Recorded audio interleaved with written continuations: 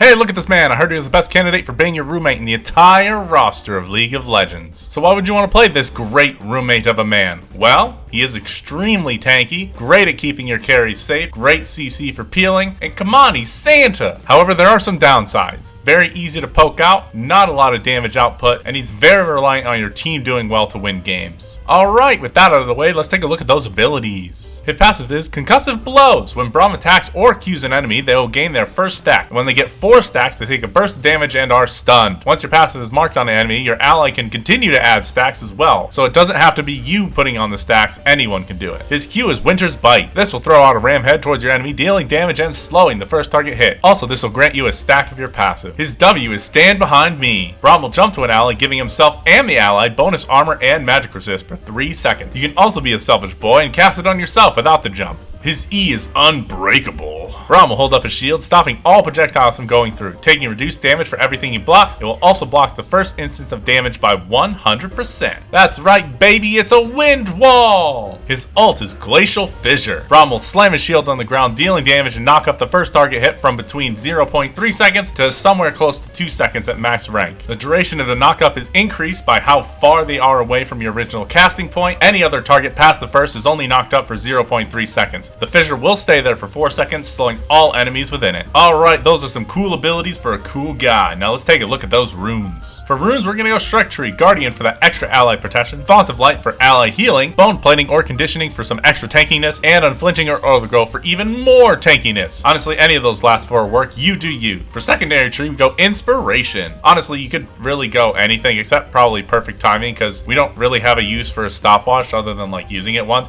but it probably would still be fine. But these are the 2 that Rito recommends. Then last up, since we're a support, we're going to go Flash Exhaust. Alright, cool. Now let's take a look at those items. Well, we are all about supporting our team, so our items are going to reflect that. Locket for the shield on our team, Defensive Boots since we're a tank, Knight's Vow, and Zeke's for any ally help. Then tank after that, it doesn't really matter. Just be tanky. Oh, and don't forget your support item. If you enjoyed this video, please like, comment, and subscribe. And if you think I missed something, let me know in the comments below. Now for Braum, there isn't really a lot of combos that we can talk about other than like WE to save an ally, so we did it! We're in the game, and we're going to take this second shield and these mixed drinks because we got to stay healthy. Now let's take a look at that laning phase. Now once you are in lane, I think you may have noticed this from basically all his abilities, runes, builds. You're going to try and keep your ADC safe. Early on, you can't just try and poke with your Q to get a little bit of damage, but you can do a sneaky engage at level 2 by jumping to one of your allied minions. Just wait for one of the enemies to walk up, jump to the minion, auto Q auto. Then if your ally's helping, you can probably get the stun out pretty fast, and you're going for that all-in level 2, baby. To be a little bit safer, you can try and do this at level 3 so that you have your E up for that DR.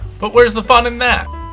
Now, depending on your ADC, whether it be the player or the champion, you might not get to engage all that much. If they are a very defensive player, then it's probably going to be a very boring laning phase because you're just going to be defensive and you just kind of shield them with everything you got. But there'll still be plenty of opportunities to throw out your Q for a little bit of poke damage, and when you're ulted up, that's when your engage gets so much better. If you hit your ult from a long range, that's a 1-second knockup, and that gives you tons of time to jump over, follow up until you can get fully stacked passive to stun them once they hit the ground. Just make sure to keep the river warded for any peepers, smash lane, Krauser towers.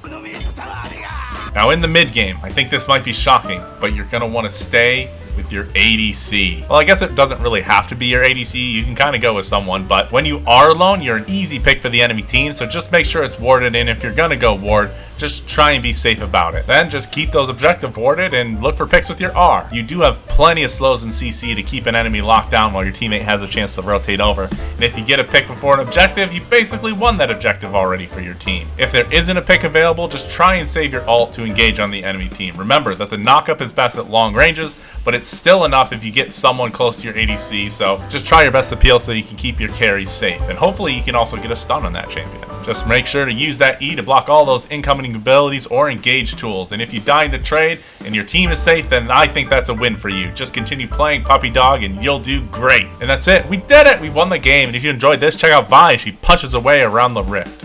Talk to you later.